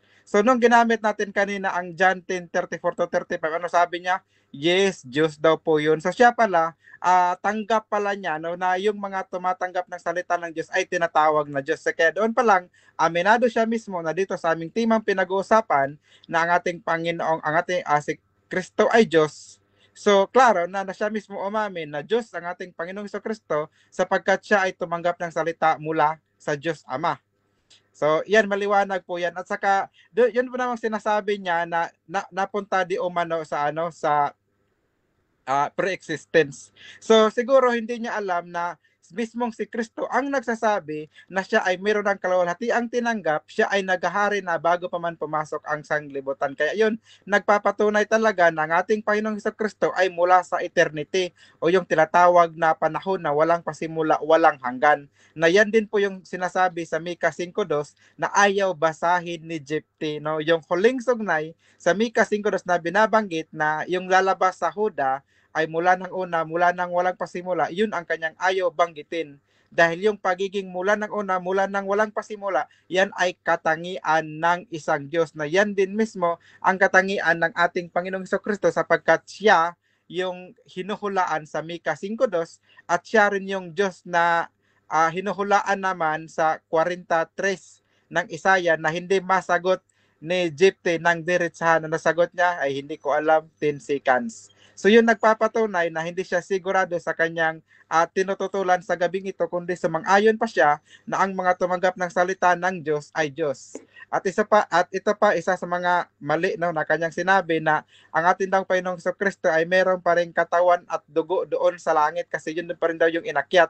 Pero maliwanag, binanggit natin kanina sa Revelation 1:13 to 17, ibang katawan ang taglay ni Kristo sa langit. Dahil yung katawan na yun, yan yung sinasabi ni San Pablo sa Filipos 2:6, no, na siya, bago siya gumamit ng katawang tao dito sa lupa, sa Filipos 2:7, siya ay nasa anyong Diyos. So siya ay mayroong maluwalhating katawan na hindi nasisira. Ang katawan po yun po ay nasa kalagayang Diyos at hindi po yung tao, at yun po ang talagang kalagayan ng ating Panginoong Kristo pagbalik niya sa langit, na yun din yung nakita ni Juan sa Revelation. Kaya nagpapatunay lamang ng ating Panginoong Jesus ay talagang Diyos sapagkat siya sa langit ay hindi nagugutom, siya sa langit ay hindi nauhaw, siya sa langit ay hindi napapagod, at lalong-lalo na siya sa kanyang kalagayang espiritu bilang Diyos ay hindi po siya namatay. Na sinang-ayunan naman ng ating kausap na ang namamatay lamang pala, yun lamang katawan, pero yung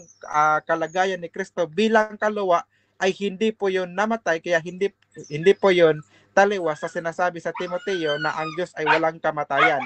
Ang namatay lamang yung katawang tao na kanyang ginamit nung siya ay nangaral ng personal dito sa mga tao sa sanlibutan. Pero bago siya nangaral ng personal sa madla, sa lumang tipan pa lamang siya ay nangangaral na nasa kalagayang espiritu ayon sa unang Pedro 1:10 hanggang 11. Kaya yun papatunay na ang pagkakaroon ng kalagayang espiritu, yun po ay kalagayang Diyos na sinasabi naman ni Kristo sa John 4:24. Kaya wala pong pagdududa, ang ating Panginoong Kristo ay umiiral na noong una, nagkahari na, at ngayon na bumalik siya sa langit, ay taglay niya ang maluwalhating katawan, walang laman at dugo na gaya ng nakikita natin ngayon kay Jephte na may kasiraan pa. Kundi yun ng walang kasiraan, na yun po talaga ang kanyang original na anyo noong una, na ang sabi sa Biblia, yun po ay anyong Diyos. Kaya kahit nung siya ay nagkatawang tao, tinatawag pa rin siyang Diyos. Kaya wala pong pagdududa, ang ating Panginoong Kristo, nagkatawang tao man, tinatawag pa rin ng Diyos, at pagbalik niya sa langit, siya ay bumalik sa kanyang original na kalagayan na anyong Diyos. Kaya yun po, hindi po natibag ng ating kalaban, ng ating pinapatunayan sa gabi pong ito. At pasensya na po sa aming aso. May time pa para siya.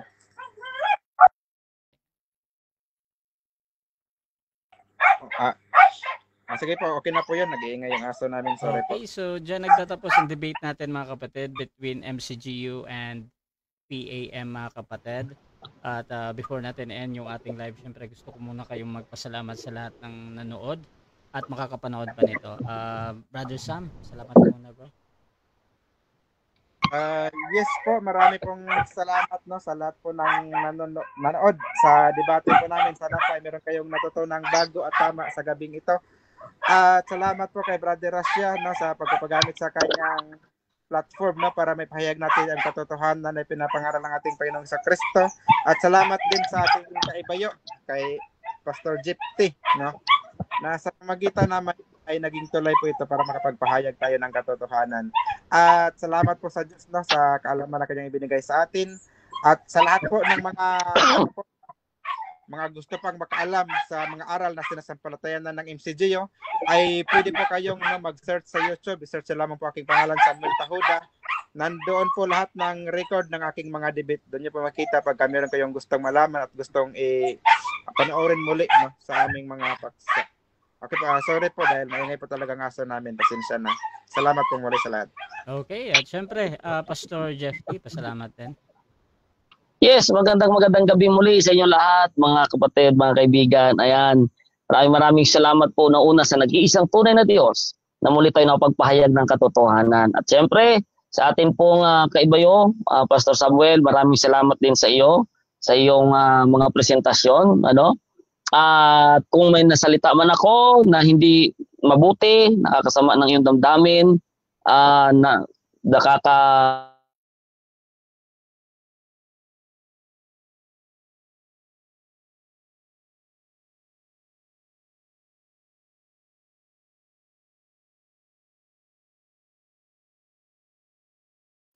Akala ko ako nawala.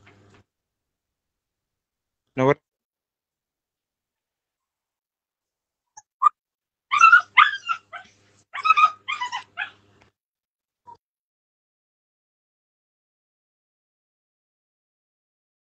Jeffy, baka nag-run out or something. So mga kapatid, siguro ako na lang yung magpapasalamat kay Pastor Jeffy. Salamat sa lahat ng taga PAM, sa lahat ng nag-comment siguro mga kapatid. Maraming salamat sa panonood at Rasya TV gusto din magpasalamat sa lahat ng sumusuporta sa dito sa aking platform mga kapatid. Kung gusto nyo sumali sa ganitong gawain, pwede kayong mag-PM sa akin or maghamon man sa dalawang ito. Nandito si Brother Sam Tahuda. nawala. Ayan. So pasalamat bro, Jeffy. Oh, nawala ako na. So yun, salamat ulit sa inyo lahat no, Pastor. Sorry kung meron ako mga nasabi o na masakit o hindi man nakakaganda sa inyong damdamin. Sa lahat po ng nanood, nawa may napulot po kayong aral at leksyon sa gabi ito. At gayon din kay Pastor Eric, parang lagi niya akong sinashoutout. Hello bro. At sa inyong lahat po dyan mga kapatid. So gusto ko lang ulit magbatiin ang lahat po ng kalib ng PEM at ng Prophetic Advent Movement, Luzon, Visayas at Mindanao, at gayon din po sa lahat na po ng kaanib at kapastoran ng Church of God, Revival of All Nation, Luzon, Visayas at Mindanao, at sa lahat po ng mga kaibayo natin sa pananampalataya. Siyempre, kahit po hindi tayo magkakaisa sa panahon ngayon, isa lang po ang ating hiling at dalangin na sana magkaisa tayo, magbalik loob tayo sa katotohanan, sa nag-iisang tunay na Diyos. Balikan po natin siya. Matagal na po siya nag-ihintay sa atin. Sana bago mahuli ang lahat, tayo pong lahat ay makapanumbalik at kumilala na meron lamang nag-iisang tunay na Diyos. So maraming salamat ulit Bro Rasya. Siguro last na debate ko na lang muna sa Sunday. At yung mga gusto maghamon sa akin, pwede po ulit tayong mag-resume ng debate natin after po ng mga anak ng misis ko. Kapag na-plaster ko na po ulit yung aming mga sitwasyon at kalalagayan, okay, muli tatanggap na ulit ako ng debate. So sa ngayon, last debate ko ay sa Sunday. Sana abangan nyo po ha, kasi cheap apologies yung aking makakaharap sa Sunday. So yun, Bro Samuel, good night, and Bro Rasya, salamat ulit sa iyo at sa lahat. Magandang gabi. God bless mga minamahal na mga kaibigan. Okay, Rasya TV gusto din magpasalamat again sa lahat ng nanood at makakapanood pa nito ng magre-review. So, kung gusto niyo sumali sa ganitong gawain, mag-PM kayo sa akin mga kapatid. Please subscribe yung ating YouTube channel, Rasya Debates mga kapatid. Search nyo lang yan. Paki-follow na din ako, Samuel Tahuda and Pastor Jeffy. Pwede nyo silang i-follow sa kanilang kanya-kanyang mga profile kasi nagpo-post din sila ng sarili nila doon sa mga kung ano man yung pananampalataya nila. So pwede nyo bisitahin. At sa akin din, paki-follow na din ako mga kapatid. So maraming salamat. This is Admin Rasya ng Rasya TV and we're out.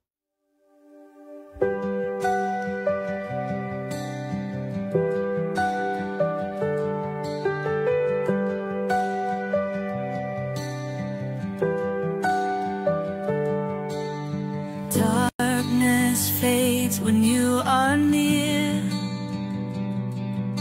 Your light breaks through our deepest fear. You